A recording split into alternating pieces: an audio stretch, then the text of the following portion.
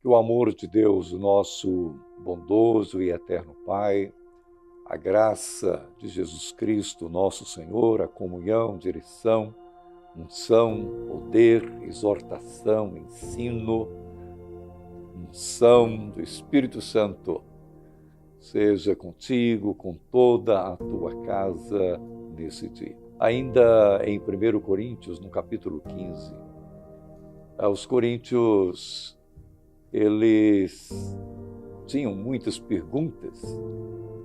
Não era assim como nós temos perguntas, temos muitas dúvidas. Com eles não era diferente, mas ainda nesse quesito da ressurreição. Então, muito bem. Paulo acabara de explicar para eles a respeito da ressurreição de Cristo. Agora, Paulo explica a respeito da ressurreição daquelas pessoas que estavam dormindo em Cristo, descansando em Cristo, que já haviam partido para a eternidade. Paulo falando a respeito dessas pessoas, que elas também ressuscitariam, assim como Cristo ressuscitou. Cristo, as primícias dos que dormem. Então ele, as primícias, e logo em seguida os demais também ressuscitariam. Muito bem. Agora surge uma outra dúvida. Eles perguntam para Paulo: Paulo, e nós que estamos vivos? Se Cristo voltar hoje, como que fica a nossa situação? Porque nós não estamos dormindo em Cristo para ressuscitarmos, nós não morremos. Qual é a situação dos vivos que creem em Cristo por ocasião da vinda dele? E Paulo, a partir do versículo de número 50, do capítulo 15 de 1 Coríntios, Primeira Epístola aos Coríntios, Paulo vai explicar. Paulo diz assim: olha, nem todos dormiremos. Nem todos dormiremos.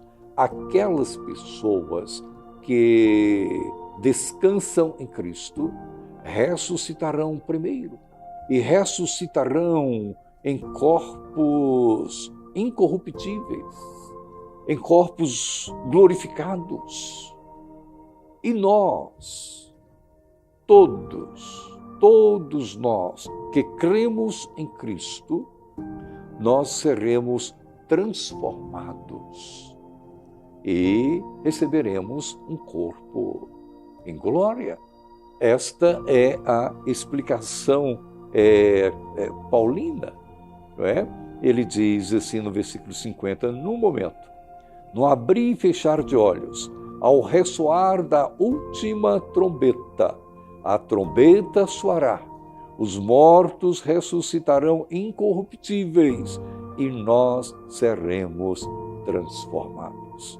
Porque é necessário, ele continua, de que este corpo corruptível se revista da incorruptibilidade e que o corpo mortal se revista da imortalidade.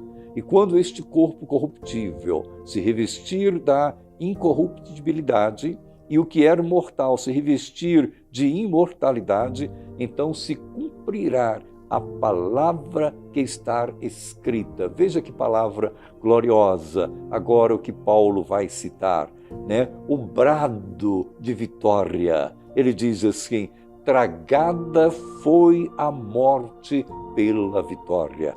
Onde está, ó morte, a tua vitória?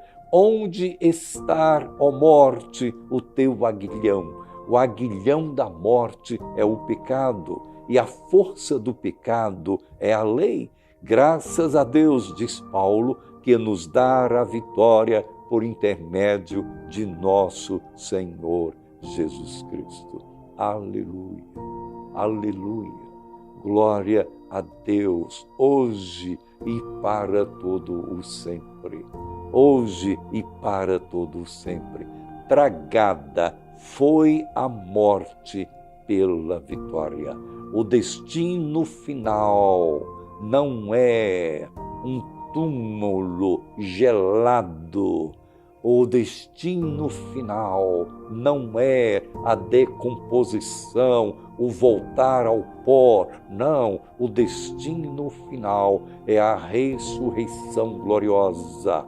É um corpo glorificado, é um corpo glorificado. O final é a vida eterna com Deus, porque tragada foi a morte pela vitória do nosso querido Senhor e Salvador Jesus Cristo.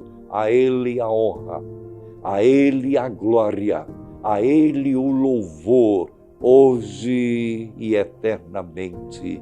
Amém, amém e amém.